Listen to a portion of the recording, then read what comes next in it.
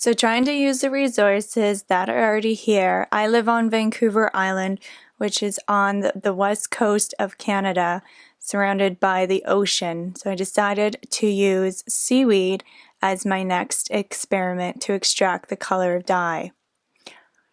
I know you're supposed to harvest seaweed after a big storm, but I don't know all the creatures and all the implications of when you're supposed to harvest it.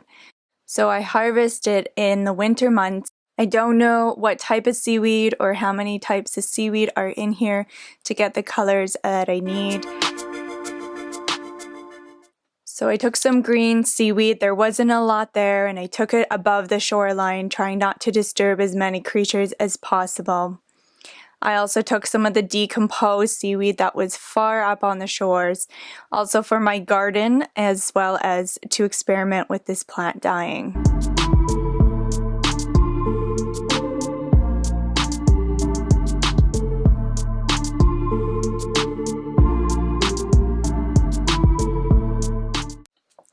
There wasn't an abundance of green seaweed, so I knew that there probably wouldn't be a lot that I would be able to dye with on a mass scale if I wanted to do this further and extract more. It would have to come from the brown decomposed seaweed that was piling up. So after researching online and finding a dry day, I decided to do it outside as the seaweed smell is quite strong. So for experiment number A, I used some seawater and fresh water to boil the seaweed down to extract the color. I was thinking that harvesting seaweed you really need to do seasonally, as there's just so many creatures and so many wildlife that depend on the seaweed. I really had to think about and start educating myself, the sea life and also algae reproduction. So the next day I came inside and added the wool to the mixture. It started to heat up, but it started to also change color. So the wool already had alum on it, and I soaked it together and heated it up for a couple hours so it would adhere to the wool. So I noticed that the color wasn't as vibrant as it was outside when I first started doing this, so that brought me to experiment B. I put some of the green seaweed in a cheesecloth bag and decided to boil it along with the wool together and to see if it would adhere and produce a different color, which it did.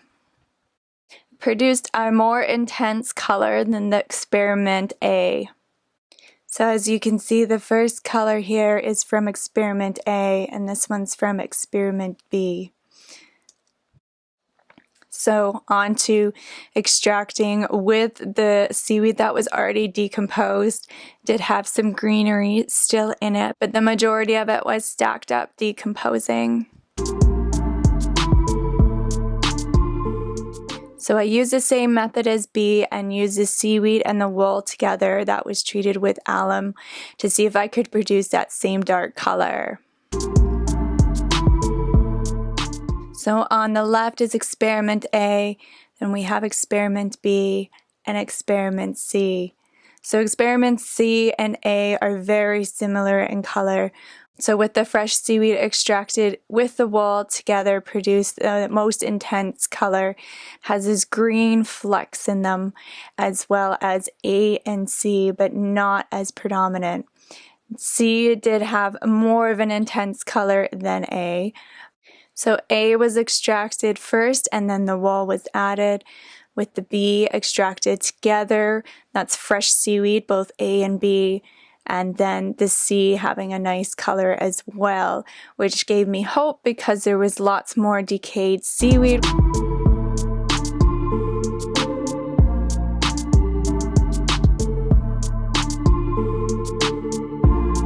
And there's always more experiments to do.